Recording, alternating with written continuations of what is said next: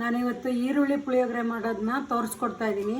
ಹೆಚ್ಚಿದ ಈರುಳ್ಳಿ, ಕರಿಬೇವಿನ ಸೊಪ್ಪು, ಒಣಮೆಣಸಿನಕಾಯಿ, ಕಡಲೆ ಬೀಜ, ತಿಳಿ ಸಾರಿನ ಪುಡಿ, ಹುಣಸೆ ಹಣ್ಣು, ಜೀರಿಗೆ ಮೆಂತ್ಯದ ಪುಡಿ, ಕಡಲೆಬೇಳೆ ಉದ್ದಿನಬೇಳೆ, ಹುರಿದ ಎಳ್ಳಿನ ಪುಡಿ, ಕೊತ್ತಂಬರಿ ಸೊಪ್ಪು. ಮೀಡಿಯಮ್ ಆಗಿ ಸ್ಟವ್ ಇಟ್ಟು ಇದಕ್ಕೆ ಸ್ವಲ್ಪ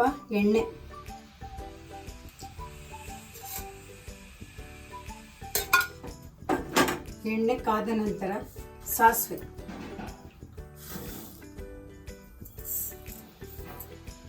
ಇದು ಸ್ವಲ್ಪ ಚಿಟಪಟ ಅನ್ನಬೇಕು. ಚೆನ್ನಾಗಿ ಹೇಗಂದರೆ ಚಿಟಪಟ ಅಂತ ಸಿಡಿಯುತ್ತೆ. ಈಗ ಕಡಲೆಬೇಳೆ ಉದ್ದಿನಬೇಳೆ ಹಾಕ್ತಾಯಿದ್ದೀನಿ.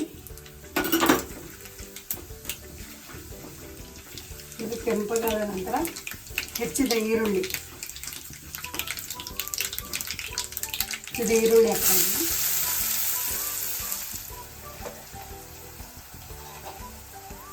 ಸ್ವಲ್ಪ ಅರಿಶಿನ ಹಾಕಬೇಕು.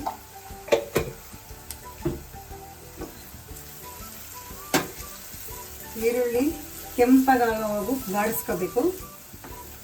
ಕರಿಬೇವು, ಒಣಮೆಣಸಿನಕಾಯಿ ಹಾಕ್ತಾಯಿದ್ದೀನಿ.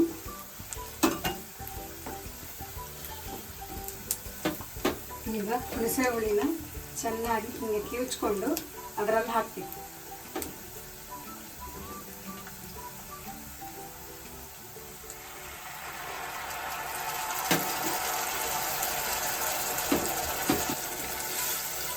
ಇದು ಚೆನ್ನಾಗಿ ಕುದಿಬೇಕು.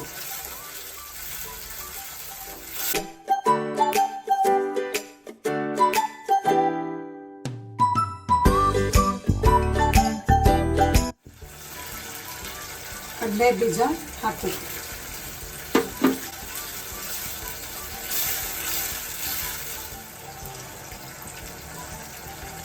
ತಿಳಿ ಸಾರಿನ ಪುಡಿ 2.5 ಸ್ಪೂನ್.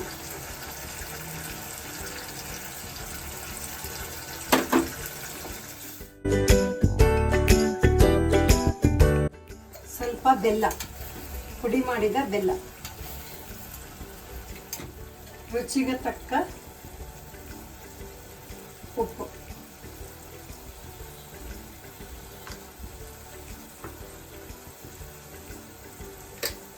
ಇಂಗಿನ ಪುಡಿ,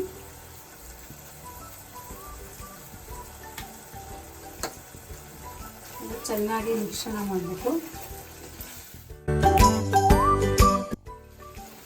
ನಂತರ ಜೀರಿಗೆ ಮೆಂತ್ಯ ಹುರಿದ ಪೌಡ್ರು ಸ್ವಲ್ಪ,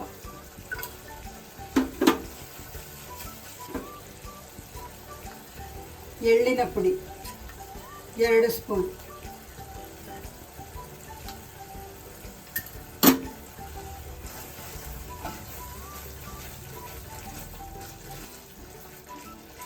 ಈಗ ಗೊಜ್ಜು ತಯಾರಾಗಿದೆ.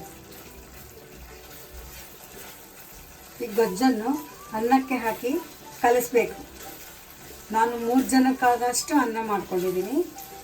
ನೀವು ಕ್ವಾಂಟಿಟಿ ಜಾಸ್ತಿ ಮಾಡ್ಕೊಳ್ಳಿ. ಗೊಜ್ಜೊಳಗೆ ಹಾಕಿ ಚೆನ್ನಾಗಿ ಕಲಿಸಬೇಕು.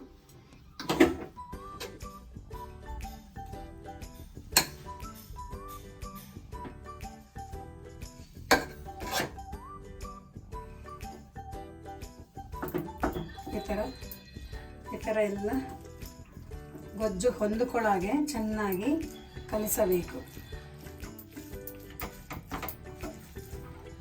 ಚೆನ್ನಾಗಿ ಮಿಕ್ಸ್ ಆಗಿದೆ.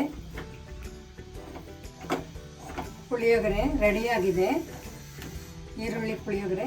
ಈಗ ಇದಕ್ಕೆ ಕೊತ್ತಂಬರಿ ಸೊಪ್ಪು ಹಾಕಿ ಚೆನ್ನಾಗಿ ಕೆದಕಿದ್ದೀನಿ. ಈರುಳ್ಳಿ ಪುಳಿಯೋಗರೆ ರೆಡಿಯಾಗಿದೆ.